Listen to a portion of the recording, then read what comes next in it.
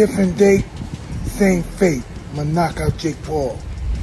Mike Tyson recently crushed Jake Paul with some severe new fight rules, which are tailor-made to teach Jake a harsh lesson after defeating Mike Perry. Jake's ego went into overdrive trash-talking like there was no tomorrow. I mean, seriously, Jake. Congrats on winning, but maybe just go get a life and quit making fun of the guy who just lost. But no one stepped up to give this problem child a dose of humility until now, so Tyson's laced up his gloves and is ready to deliver the reality check Jake's been begging for. So if you're wondering what exactly pushed Mike Tyson over the edge, let's rewind a bit and catch you up on the juicy tale. So it was July 20th, 2024, and Jake Paul struts into the ring to face Mike Perry. Now Jake Paul, in all his loudmouth glory and wild antics, is ready to rumble with Perry, who's no slouch himself. This guy is a former BKFC champ trying his hand at boxing, and before the fight, look at Jake's fun.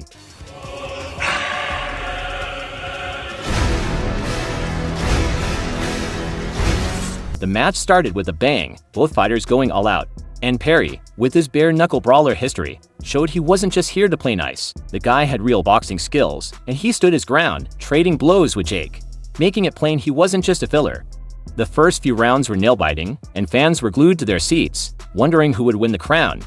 Perry's strength and resilience were on full show, and it looked like he might just pull off a huge upset until the 6th round.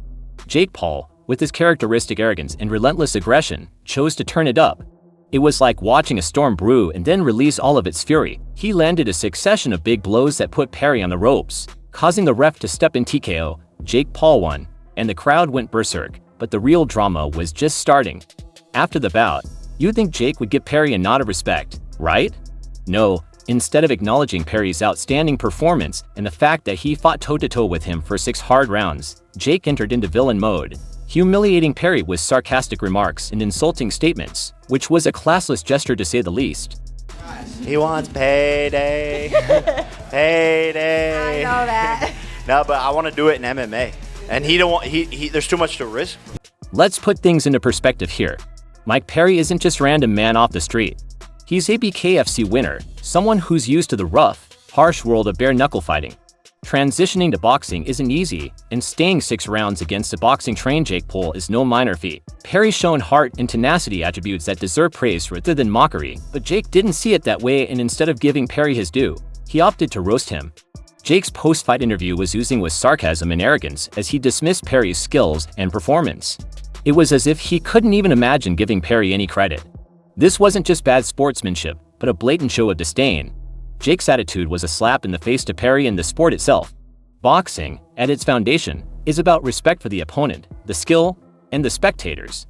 Jake's behavior was the total reverse of this mindset. Perry may not have won the fight, but he earned the admiration of many because of his daring and drive.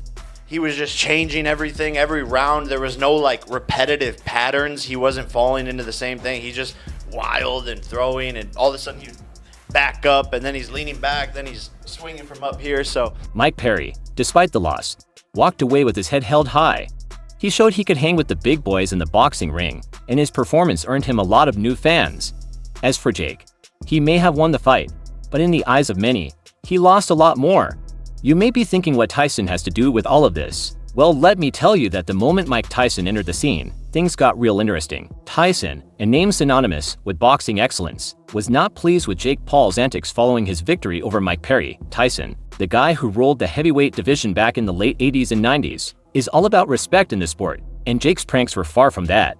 Tyson's response to Jake Paul's behavior was immediate and harsh. On July 21, 2024, only a day after Jake's triumph, Tyson made his feelings be known in an interview with ESPN, and boy did he not hold back. He mentioned his disgust and straight-up rage at Jake's lack of sportsmanship. Tyson has been through the highs and lows of boxing, so he knows a thing or two about respect and the importance of recognizing your opponent. Jake's behavior was a shame to boxing, plain and simple. Tyson's dislike for disrespect in the sport stems from his deep-rooted love and affection for boxing, despite his vicious image. Tyson has always understood the significance of respect in the ring. He's been on both sides of the win and loss spectrum, and Tyson didn't just express his anger.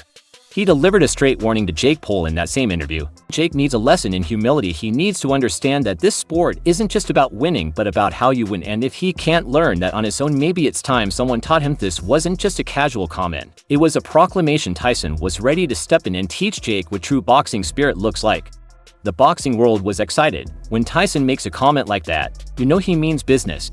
Tyson had a particular vendetta to give Jake Paul a lesson in humility after watching Jake's disrespectful behavior toward Mike Perry. Tyson was keen to teach a feeling of respect for the sport in Jake by modifying the rules.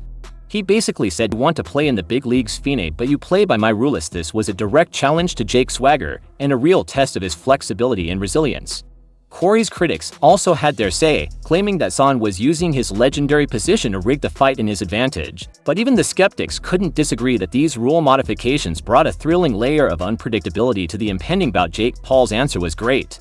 Jake, on a live stream on July 26, 2024, addressed the new rules with his customary mix of bravado and swagger. "Tyson thinks he can rattle me with a few rule changes. Bring it on. I agreed to fight under his terms, and I'll show him in the world that I can beat him no matter what the rules are." Jake smirked the entire time, but observers couldn't help but question if Jake was truly prepared for the challenge. Biggest fight. Yeah, the biggest ever. Ever. It's on pace to be the biggest fight ever. Yes, and we're involved. We're involved, We're right? involved. All those big shots, all the biggest athletes in the world. This is the biggest ever. November 28th. Let's Lit. Hey, we lit here. We lit at the Tyson Ranch. Now you may be thinking who Mike Tyson is to modify the rules. Here's the kicker. Jake Paul literally asked Tyson to fight him several times. Jake openly stated he'd fight under Tyson's rules and conditions. Anxious to make the fight happen back then, Tyson was amused but not especially interested. Fast forward and Tyson chose to take Jake up on his offer. The boxing legend, now with a point to prove, pulled out those same criteria. Jake had so quickly agreed to Tyson's announcement of the new fight rules wasn't just a game changer. It was a wake-up call for Jake Paul and a thrilling development for fans worldwide. If you want to know what these new rules are all about, buckle up because Tyson's changes are about to rock your world. Rule 1 is the debut of 8-0 gloves. Tyson chose to exchange out the regular 10-0 gloves with these small 8-0 bad boys. Seasoned boxers worldwide are sitting up and paying attention since this move means harsher blows and less cushioning. Imagine without actually imagining every punch. Landing with a lot more force and less padding. Each hit will feel like a sledgehammer. This isn't just about power, it's about precision and the ability to deliver devastating hits. Rule 2 extends the round length from 3 minutes to 5 minutes. Traditional 3-minute rounds are already tough, but 5 minutes requires a whole new level of endurance and stamina. Fighters need to dig deeply, pace themselves, and keep peak performance for longer. This isn't just about sheer power, it's about strategic gameplay and mental grit. For T, this rule is ideal because he's known for his energy and ability to go the distance. These longer rounds play straight into his hands. Tyson's strategic bursts of energy and his expertise make him a nightmare opponent in extended rounds. Rule 3, knockout only win. This is the most exciting and brutal change. Decisions regarding points should be forgotten. This fight ends only with a knockout. No playing it safe, no depending on judges. It's all about raw power and the ability to deliver a decisive blow. For Jake Paul, sure, he's known for his knockout power, but the psychological pressure is great. He's not just fighting to win rounds, he's fighting to knock out Tyson. This regulation keeps the same level of intensity and huge stakes. Rule 4, random drug test. This may look standard, but the implications are huge. Mandatory and random drug testing throughout training and pre-fight guarantees that the competition is clean and fair. It's all about keeping the integrity of the sport. This test is included because Mike Perry, who recently fought him, said something strange. I don't know, the special stuff that you might be taking, I don't know. No, I'm just messing with you. This nigga looks like a hot pocket. For Jake Paul, this rule could be a game changer given his past with fitness and speculation around his training methods. He'll be under close scrutiny. There's no room for shortcuts or performance aids. Everything has to be above board, which adds a layer of pressure. A slip-up could disqualify him or damage his image. And all that bragging Jake was doing about Mike Perry, yeah. The time has come for him to put his money where his mouth is, and we all know he's going to suffer big time, so stay tuned here, and I'll be back with the next update, which is about to get real interesting.